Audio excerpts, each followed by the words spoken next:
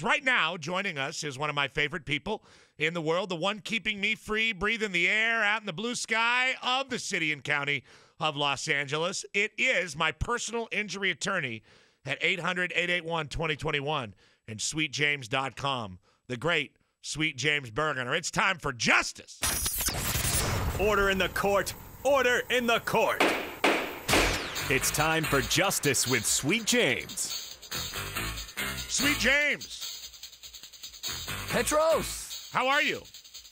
I'm doing good. How are you? Money, what's up? Hey, James. You're always so happy, and it makes me feel so much better about my chances as we go forward. But enough about me. No, when's he going to the coop? No. When's he going to the coop, James? It's all about Petros. I've got a hearing into this month for an old ticket that was never resolved back in 2005. Oh, P. boy. Yeah, we got rid of that one, though, right, Sweet James? Well, we're going to get rid of it in this month. We're going to get rid of it? It has not been. It's still live. It has not been gotten rid of yet? No. So there's still a chance for him to go to the brig? Oh, no. You sure? There is a zero. You're going to tell me there's a 0% chance that Petros ends up going to the fold? Zero, Money. Come on now. Look, if you say he's staying out of the pen, then I'll take your word for it. He's staying out of the pen. Thank you, Sweet James. He's a free man. Matt has exhausted his prison thesaurus. We'll have more next week. He'll find another website next week. All right. Well, look, the Arizona Diamondbacks, this is interesting. Of course, we're the Dodger station, and there is a Dodger rival. It's the San Francisco Giants. There's a couple cities that like to think of themselves as rivals for the Dodgers. That would be Arizona and San Diego. Dumbass! Of course, Stan Kasten thinks that Colorado's quite a bit of a threat. Dumbass! Colorado, not Stan. Colorado. The Arizona Diamondbacks have Dodger fans who wear their gear sitting in the dugout seats at Arizona games. They're being asked to remove it, and they've kind of gone back and forth. Are you up on this, Sweet James? What's going on, and can they allow you to do that? I am up on this, P. I got to tell you, state and federal law prohibit discrimination, basically kicking you out of a place of public accommodation based upon your race, color, national origin, your ancestry, your sex, religion, or disability. Here in Arizona, they kicked these poor guys out for wearing Dodger gear, and I think it's wrong. I'll tell you why. Isn't Dodger baseball a religion? That's what I'm saying. Oh, I like the case you're making, James. Wow, good luck with that one in court. Okay. I'm not feeling that good about my chances to stay out of. Where is it, Matt? The fold? He's going to call Tommy to the stand, and he's going to talk about God living in that blue coming house. on. God is a Dodger. If I wear a big button that says God is a Dodger on a blue Dodger vest and one of those hats that the ushers wear, do you think they'll let me go? Seriously, James, this isn't against the law. There's something you sign or something that says they can make you wear whatever, even a Dodger jersey?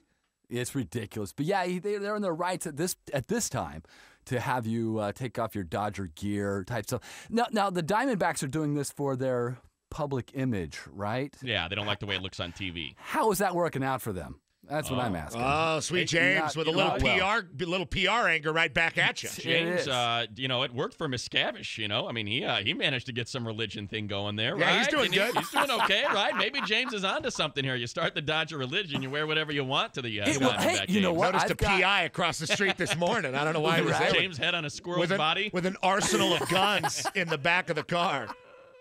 I've got attorneys in my office who take off Jewish holidays, and I've got a guy for the last 12 years who has taken off every single spring training to go watch the Dodgers. It's a religion to him. It sounds like it to me. All right, well, good luck with that one. Let's get it going. Class action. Good luck with that one in court.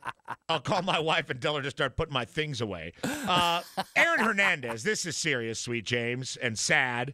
Found guilty of first-degree murder. I think he's going to be tried for another couple murders. Is he going to appeal this one, and will he be treated like any other convict?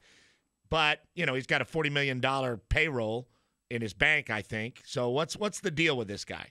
Well, actually, he doesn't have a $40 million what happened? payroll. Well, because the NFL clubs can refuse payment for breaking any NFL unbecoming clauses, any of those sort of issues. I don't think that his contract is going to be enforceable. So how does it work? Just help the people out, because this won't be the last they see of Aaron Hernandez on their sports highlight shows, because he's going to appeal, and then they say he can appeal again after that. How long does this get dragged out in court? And does that even matter? Because he's going to be locked up the whole time, right?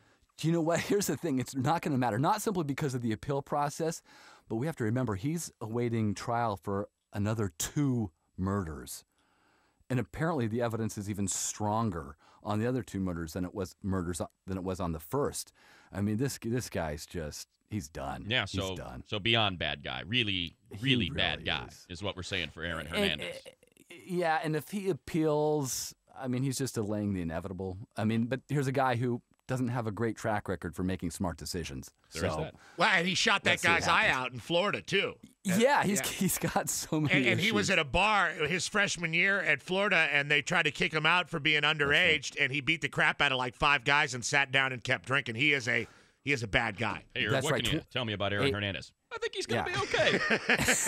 Thanks, Herb. No. I've never been more shocked when I saw him take a stretch play for like 11 yards from the tailback position, though. I mean, Belichick, he really used him correctly. But, wow, what a bad guy.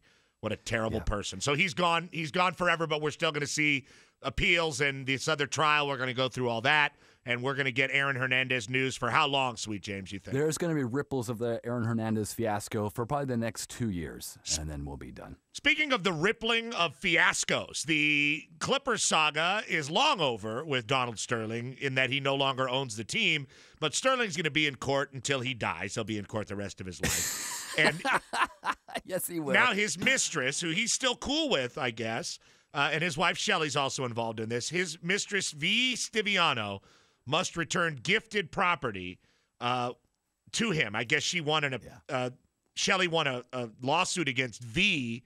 What's the deal with this? And if somebody gives me something, do they have to like have a contract with it, or do I have to have a contract with it so I don't have to give it back? No, this is just a really messed up situation. Here we've got where Donald Sterling gives her basically almost $3 million in gifts, and Shelly sues V Stivsano saying, hey, that's part of my money, and you can't do that. And California is a community property state. So Shelly and Donald have control of all of this money. Both have a right to control this community property, and both have a duty to each other. And if the community is going to make a gift, both have to agree, and that's the argument Shelly makes. So if saying, I buy a mistress like a tennis bracelet, and my wife finds out about it, she can go snatch it off my mistress's wrist and split it in half and throw the broken half of the tennis bracelet at me. Yes. Okay. Yep, that's what's going to happen. Well, see, I understood that pretty well. I learned something here. How Yeah, about that? don't be buying your mistress Dropping anything. some knowledge. I got one for you, James. Let's say Not till the divorce is final. Jeez. let's say that things don't work out for you, and they put Petros on ice. Chance that for a speeding ticket or an unpaid moving violation, that he ends up finding himself in a cell because we know about overcrowding in the prisons. Right. With somebody that isn't just there for an overdue, albeit a decade-long overdue moving violation. What kind of population is he going to be with there Like when he's Lawrence? in the Like when he's in the Lawrence? hutch? No, Who's he wait, hanging out money. The His old ticket. I did not say that it was a moving violation. I just said it had an old issue that wasn't take it resolved. easy, Matt. Oh. Back up. Well, he would have said moving violation if it wasn't that bad. It's it must assault. be much All worse. right, it's assault. It's for when I curbed all a I'm guy. gonna say is on page 3 of the driver's manual, it says you have to wear pants while you're operating a motor vehicle. That's all I'm saying. Wow. Chips were down, huh, P? Look, I'm not. Everybody knows I'm not that great on the roads.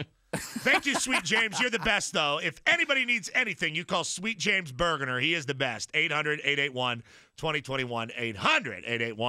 800-881-2021. We'll be right back on the Petros and Money Show on Jackie Robinson Day.